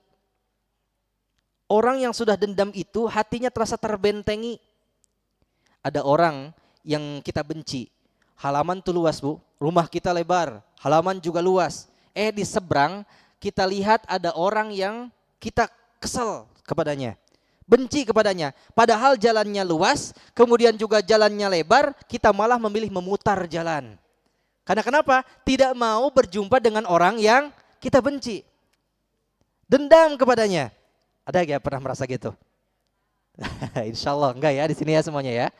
Makanya ketika ada orang yang dalam hatinya terdapat sifat dendam, bumi yang luas ini, rumah yang megah, jalan yang lebar terasa sempit. Karena kenapa? Disempiti oleh sifat dendam. Nah makanya, Bu, ada satu sifat yang menurut lisan itu mudah tapi sulit untuk dilakukan. Apa namanya? Memaafkan. Pemaaf. Orang mudah untuk meminta maaf, tapi yang sulit adalah memaafkan. Nah, makanya, Bu, ketika Rasulullah SAW di Taif ya, di Taif ketika ia berdakwah di Taif, kemudian juga dicaci maki oleh orang-orang Taif, apa yang dilakukan oleh Rasulullah SAW? Sampai-sampai malaikat menawarkan, ya Rasulullah, ini gunung Taif akan aku timbakan kepada masyarakat Taif, akan aku jungkirkan ini gunung untuk meredam semua masyarakat Taif. Apa jawaban Rasulullah SAW? Yang Rasulullah lakukan adalah Allahumma hdi qaumi fa innahum la ya'lamun. Ya Allah, berikanlah petunjuk kepada kaumku karena ia tidak tahu. Berikanlah hidayah kepada kaumku karena ia tidak tahu. Artinya apa? Rasul tidak muncul sifat dendam kepadanya. Rasul tidak muncul sifat ibaratkan tidak mau kembali lagi untuk menginjakan Taif. Tapi yang dilakukan oleh Rasulullah SAW adalah mendoakan. Makanya kalau ada orang yang membenci kita, itu bukan hak kita untuk membencinya kembali. Ada orang yang berbuat buruk kepada kita, maka jangan sampai kita sama berbuat buruk kepadanya. Ada orang yang dendam kepada kita, jangan sampai kita pun dendam kepadanya. Orang yang baik adalah ketika orang berbuat buruk kepadanya, tapi ia malah berbuat baik kepada orang yang berbuat buruk tersebut. Karena kenapa? Kalau kita berbuat baik kepada orang yang berbuat baik kepada kita, itu hal biasa, Bu. Ketika bulan Ramadan, ada orang yang menghantarkan kolak ataupun rujak. Bu, ini ya rujak untuk buka puasa. Alhamdulillah kita terima. Besoknya kita memberikan rujak kembali kepada tetangga kita, kira-kira wajar atau enggak? Wajar, karena kenapa? Kita berbuat baik kepada orang yang berbuat baik kepada kita. Tapi coba, kalau tetangga kita itu, pika sebelena luar biasa. Sok ngagogoreng orang ternyata. Kemudian juga suka memfitnah kita ternyata. Kira-kira ada gak keinginan kita kepada tetangga yang pika sebelen tersebut untuk menghantarkan rujak di bulan Ramadan? Boro-boro pika horeamun ya, papanggih oge embung gitu nya. Kadang kenapa? Tetanggana pika sebelen. Tapi ternyata bunda-bunda, itulah yang ternyata yang luar biasa. Kita berbuat baik kepada orang yang berbuat jahat kepada kita. Sebagaimana Rasulullah tadi ada orang yang berbuat jahat kepadanya, tapi ia malah berbuat baik. Tidak muncul sifat dendam, tidak muncul sifat ingin membalas dengan keburukan, tidak muncul ingin membalas dengan kejelekan. Tapi yang dilakukan adalah hanya semata-mata karena kebaikan. Nah makanya sebagai ahli ilmu, rajin hadir ke majelis ilmu, bismillah kita sama-sama mudah-mudahan dilembutkan hati kita semua. Kalau ada orang yang berbuat buruk kepada kita, bagaimana caranya kita tidak menjadi sepertinya, yaitu berbuat buruk juga. Kalau ada orang yang dendam kepada kita, jangan sampai kita pun menjadi orang-orang yang ikut-ikutan dendam terhadapnya. Jadilah orang yang berusaha semaksimal mungkin terus-terusan menebar kebaikan, walaupun tidak semuanya orang senang terhadap kita. Terkadang orang kita berjuang untuk berbuat baik, terkadang orang menerimanya itu dianggap buruk karena tidak semua orang kita bisa merubahnya ataupun mengajaknya untuk suka kepada kita. Makanya bunda-bunda yang Allah muliakan, tracknya kita semua berusaha untuk terus-terusan berbuat baik. Apapun kata orang, selagi kita dalam track kebaikan, insya Allah Allah ridhoi dan Allah sukai, insya Allah. Nah makanya kita tarik bunda-bunda sekalian, dari 7 sifat tersebut, yang paling parah ataupun yang paling mendorong manusia bisa berbuat baik kepada berbuat buruk kepada orang ataupun mencari-cari keburukan orang, itu yang harus digarisbawahi ada 4. Pertama, kibrun, sombong. Itu ya, yang sombong itu. Yang kedua, yang paling parah adalah hasad. Iri dengki, bunga jail kaniaya, susah melihat orang lain senang, senang melihat orang lain susah. Yang ketiga adalah ghadab, pemarah. Yang terakhir adalah dendam. Maka 4 sifat ini yang paling utama bisa mendorong kita berbuat buruk kepada orang, kemudian kita sakit melihat orang, dan kita mencari-cari kesalahan orang. Kalau ada 4 sifat ini menempel dalam diri kita, kemudian juga apalagi lengkap 7 sifat nempel dalam diri kita, yakin pasti tidak akan ada ketenangan dalam hidup kita. Terus-terusan kita membanding-bandingkan dengan orang lain, bahkan kita terus-terusan akan sibuk mencari-cari kesalahan orang lain. Kalau orang sudah sibuk terus-terusan mencari-cari kesalahan orang lain, kita tidak ada waktu untuk memperbaiki diri. Maka solusi terakhir bunda-bunda yang Allah muliakan, untuk menghilangkan semua sifat tersebut supaya kita tidak sibuk mencari kesalahan orang lain, sibukkanlah diri kita dengan kebaikan, sibukkanlah diri kita dengan hal-hal yang baik, sehingga tidak ada waktu dalam kehidupan kita, tidak ada waktu dalam keseharian kita untuk mencari-cari keburukan orang lain. Kalau kita sudah sibuk dengan diri kita dalam kebaikan, maka insya Allah dari pagi sampai pagi lagi, yang fokus dalam ingatan kita, yang fokus dalam keseharian kita adalah bagaimana caranya hari ini kita berbuat kebaikan. Makanya Bu, pernah gak kita bikin schedule ataupun jadwal dalam keseharian? Dari subuh ataupun pagi-pagi ba'da subuh sudah dijadwal, yaitu untuk baca Quran sampai dengan waktu syuruk. Waktu syuruk kita sholat, kemudian juga subuhnya atau waktu duhanya kita duha berangkat kerja, kemudian juga selesai kerja, duhurnya juga laksanakan, asyarnya selesai kerja kita dibikin waktu untuk bersih-bersih, maghrib sampai isyanya kita isi waktu untuk taqarrub, mendekatkan diri kepada Allah, baca Quran atau zikir. Ba'da isya kita baca-baca sedikit untuk nambah-nambah ilmu, kemudian juga sampai istirahat lagi, dibikin schedule. Kalau yang ibu rumah tangga, waktu masaknya, waktu bersama anaknya, waktu dengan suaminya, dibikin tatanan demikian. Karena kalau sudah termanage kehidupan kita, saya yakinnya tidak ada waktu untuk kita melihat keburukan orang lain. Karena kenapa? Karena kita disibukkan dengan kebaikan, insya Allah. Makanya Bu, insya Allah fastabiqul khairat, kita berlomba-lomba dalam kebaikan, sehingga kita senantiasa setiap langkahnya, setiap kedipan mata kita, semuanya dipenuhi dengan kebaikan. Tidak ada waktu lagi untuk menjelekkan orang lain, tidak ada waktu lagi untuk mencari-cari keburukan orang lain, karena kita fokus dengan kehidupan kita masing-masing, insya Allah. Makanya bismillah, melalui forum ini, melalui majelis ini, semuanya Allah takdirkan dengan memperbanyak kebaikan, berlomba-lomba dalam kebaikan, kita Allah kumpulkan dengan modal kita masing-masing, amal kita masing-masing, mudah-mudahan kita dikumpulkan kelak di surga Allah Subhanahu wa taala. Amin ya Allah ya rabbal alamin. Nampaknya itu yang bisa saya sampaikan dalam kesempatan hari ini. Mudah-mudahan ada manfaatnya. Insyaallah kalau Allah takdirkan kita bisa jumpa di lain kesempatan dengan menyambung tema yang sekarang ini. Kalau sekarang kita bisa melihat ataupun sibuk menghakimi orang, tapi kita belum mendalam untuk membahas bagaimana caranya kita muhasabah atau menilai diri kita, gitu ya. Jadi kedepannya mudah-mudahan apa tips cara kita menilai diri kita, ataupun bagaimana cara kita terus-terusan memperbaiki diri setiap harinya, supaya kita terus-terusan merasa diawasi Allah dan terus-terusan merasa ingin dekat dengan Allah Subhanahu wa taala. Insyaallah mudah-mudahan semuanya diberikan kesehatan, dipanjangkan umurnya, dan sehingga tetap istiqamah dalam keadaan untuk menuntut ilmu. Amin ya Allah ya rabbal alamin. Terima kasih atas segala perhatian. Mohon maaf atas segala kekurangan. Insyaallah Allah jumpakan dan pertemukan kembali di lain kesempatan. Ada forum selanjutnya?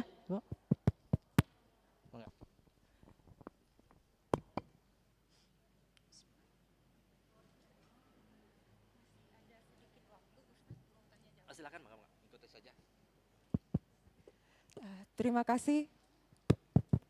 Terima kasih Ustadz atas tausiahnya pada pagi hari ini. Masih ada sedikit waktu, ibu-ibu kita maksimalkan jika ada pertanyaan dipersilahkan. Mangga Ibu, satu pertanyaan dulu. Assalamualaikum Ustadz. Waalaikumsalam. Sehat selalu Ustadz. Amin. Ini ya keluar tema gak apa-apa ya. Soalnya Ngiringan. sekarang mau Idul Kurban kan. Ya. Mau nanyain manfaat ini kurban itu untuk diri kita atau gimana Ustadz? Apa manfaat kurban untuk diri kita? Pertama, kurban itu berasal dari kata qoroba yaqrobu kurbanan. Berasal dari kata mendekatkan. Artinya pada dasarnya kurban itu adalah wasilah untuk kita betul-betul mendekatkan diri kepada Allah. Cara pertama untuk mendekatkan diri kepada Allah. Yang selanjutnya bisa mengambil hikmah dari kurban. Hikmah dari kurban yang selanjutnya yang bisa memberikan efek kepada kita adalah kita diuji oleh Allah ataupun dicoba oleh Allah, bisa gak sih melepaskan sesuatu yang menurut kita berharga atau yang disayangi oleh kita. Karena kenapa? Pada dasarnya manusia itu sulit untuk melepaskan sesuatu yang sangat kita sayangi. Itulah esensi kurban yang paling utama. Asalnya ketika Nabi Ibrahim alaihissalam bertahun-tahun bersama Sarah tidak memiliki anak, kemudian juga bersama Hajar, menikahlah dengan Hajar, Allah titipkan anak yang bernama Ismail. Coba Bu, bertahun-tahun tidak memiliki anak, kemudian tiba-tiba diberikan anak oleh Allah Subhanahu wa taala, dititipi anak. Kira-kira bahagia atau enggak? Bahagia luar biasa, senangnya minta ampun. Sampai-sampai sangat disayangi oleh Ibrahim itu yang namanya Ismail. Kemudian saking sayangnya kepada Ismail alaihissalam, Allah menguji Ibrahim. Khawatir rasa sayangnya kepada anak tersebut melebihi sehingga tidak mengingat Allah Subhanahu wa taala. Akhirnya diuji oleh Allah Subhanahu wa taala. Inni ara fil manam anni adzbahuka fanzur madza tara. Ketika Nabi Ibrahim alaihissalam menyampaikan kepada Ismail, ya anak, wahai anakku, sesungguhnya aku di malam ini bermimpi mendapatkan wahyu dari Allah Subhanahu wa taala untuk menyembelihmu. Fanzur madza tara. Kira-kira apa? Bagaimana pendapatmu? Coba Bu, anak yang ditunggu-tunggu, anak yang diidam-idamkan, anak yang didamba-dambakan, disuruh untuk disembelih oleh Allah Subhanahu wa taala.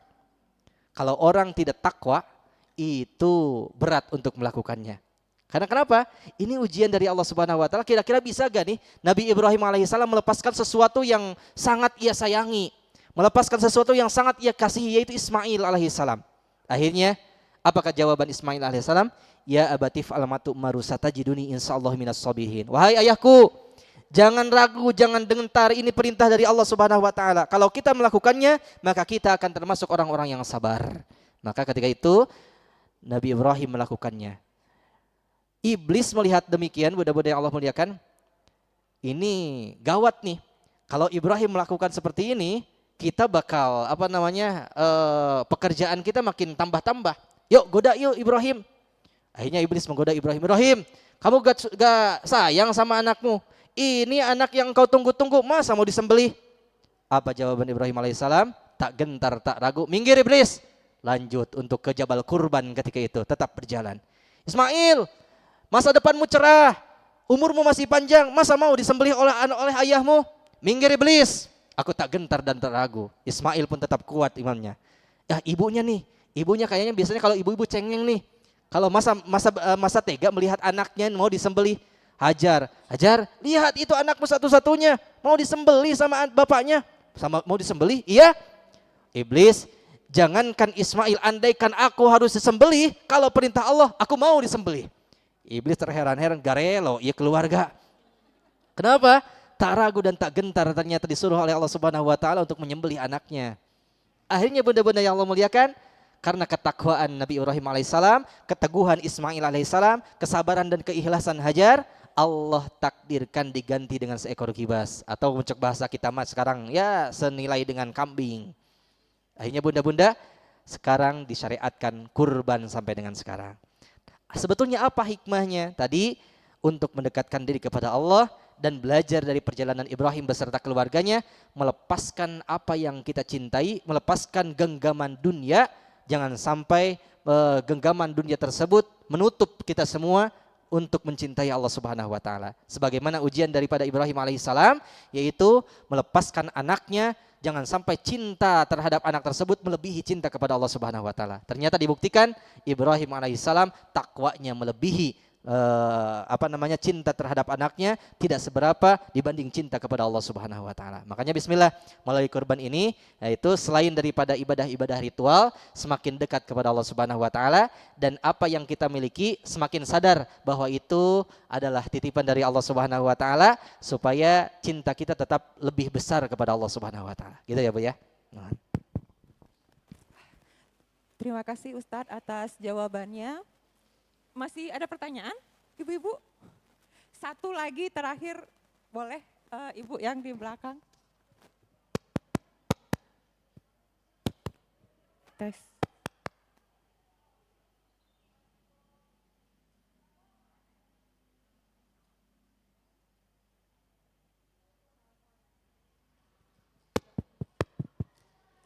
Tes. Assalamualaikum warahmatullahi wabarakatuh. Ustadz mau tanya, kan kalau dari materi yang tadi kebanyakannya mengenai personal. Kalau untuk tanggapan Ustadz gimana kalau untuk diri kita yang terkadang tuh orang ada yang menghakimi Allah terkait dengan takdir. Nah, tanggapan Ustadz kayak gimana mengenai hal itu? Terima kasih Ustadz. Gini ya Bunda ya, memang ya dalam kehidupan terkadang kita ingin sesuatu tapi ternyata keinginan kita tidak sesuai. Kemudian kadang-kadang ada orang di dalam dunia ini mengeluh, ya Allah kenapa ya banyak berangan-angan, qala wakila bahasanya tuh. Andaikan aku dilahirkan dari keluarga yang kaya raya, mungkin sekarang aku tidak seperti ini.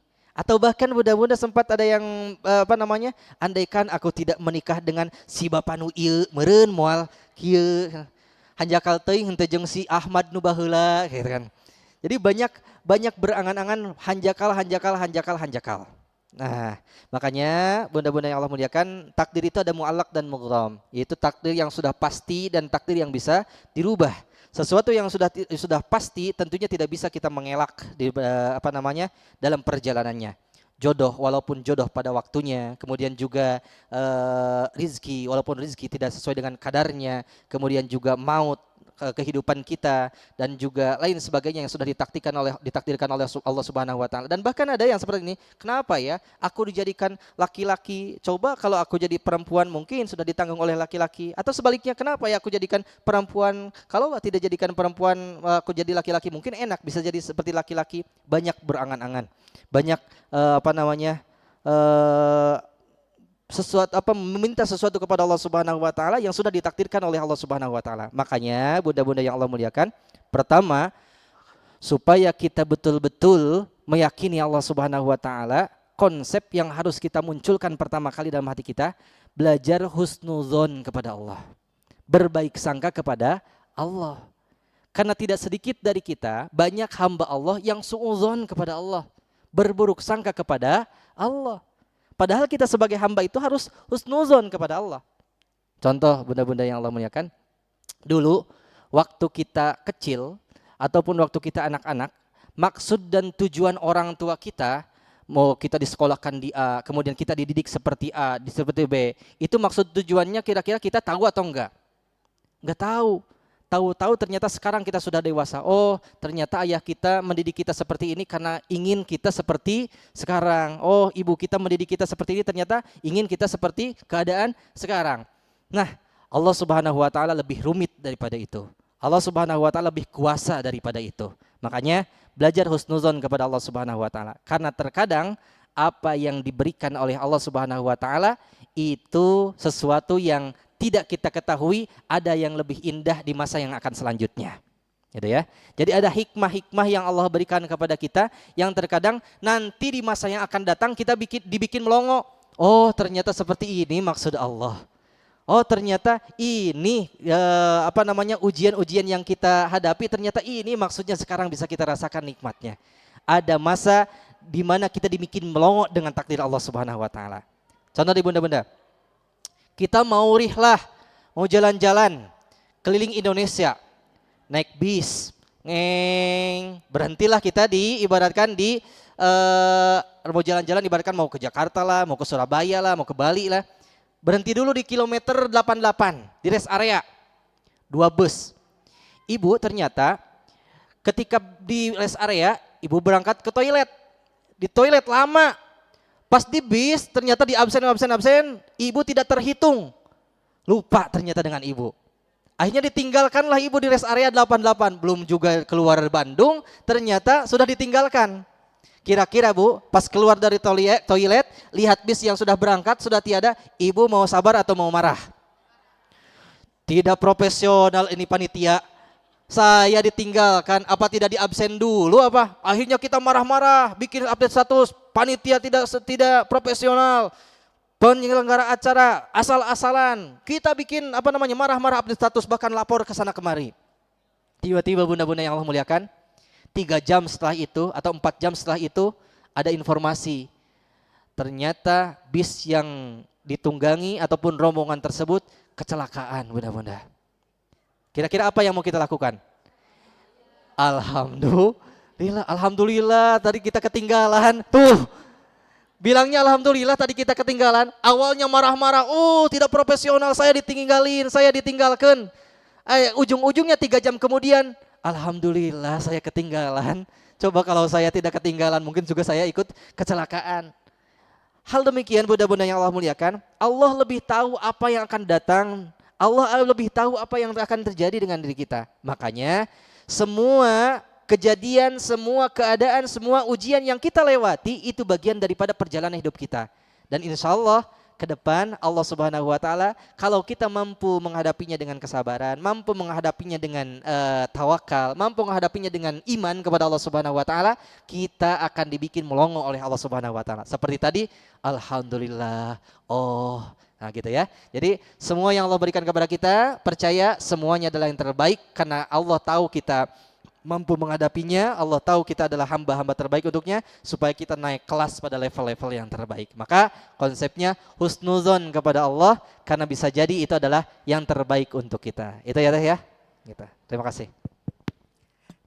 Baik, terima kasih Ustadz atas jawabannya. Baik ibu-ibu semua, sisa ibu-ibu. Karena waktu sudah mendekati waktu zuhur, dan dengan apa tadi kalau kata Ustadz, kalau kajiannya selesai teh gimana rasanya Bu? Dengan perasaan sedih gitu ya, kita harus mengakhiri majelis kita pada hari ini. Alhamdulillah tadi kita sudah membawa cukup banyak bekal ya ibu-ibu. Ada 7 sifat yang itu menjadi penyakit hati gitu, dan 4 diantaranya itulah nanti yang akan membuat kita lupa dan hanya fokus pada keburukan orang lain tapi lupa memperbaiki diri kita sendiri. Mudah-mudahan itu bisa menjadi bekal kita semua dan mudah-mudahan kita bisa bertemu lagi di lain majelis ya Ustadz. Tadi ada janji soal muhasabah diri ya. Insya Allah di pertemuan berikutnya. Baik, kita di penghujung majelis. Untuk menutup majelis kita pada hari ini, kami meminta Ustadz untuk memandu doa bersama sekaligus sekalian menutup kajian kita pada hari ini. Kepada Ustadz dipersilahkan. Baik, terima kasih. Mari bunda-bunda yang Allah muliakan, kita sama-sama bermunajat, berdoa kepada Allah Subhanahu wa taala.